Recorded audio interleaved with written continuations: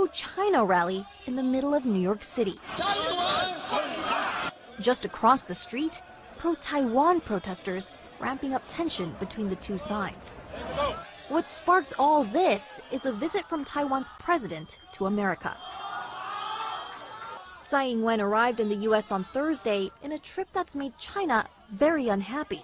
That's because China claims Taiwan as its own, a renegade province, rather than an independent state with rights to diplomacy. And that's something Tsai's been speaking out against. Taiwan will defend its democratic system. Our democracy hasn't come easily, and it's now being threatened by forces overseas. Forces overseas, that's a vague reference to Beijing.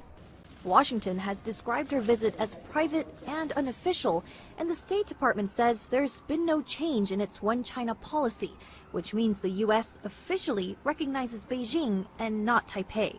But Tsai's longer than usual stop in America might be a message.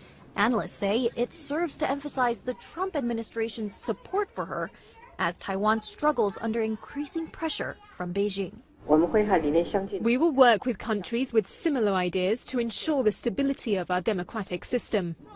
To help bolster Taiwan's defenses, Washington this week also approved an arms sale to Taiwan worth an estimated $2.2 billion.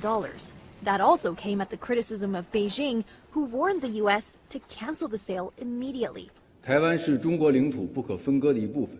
is an inseparable part of China, and nobody should underestimate our government's determination to defend our country's sovereignty.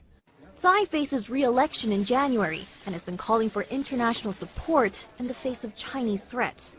Beijing has been regularly sending military aircraft and ships to circle Taiwan in drills over the past few years. According to a former U.S. representative to Taiwan, the Trump administration hasn't yet indicated a shift in its approach to Taiwan, but change could be coming if its relations with Beijing go haywire in the midst of a year-long trade war.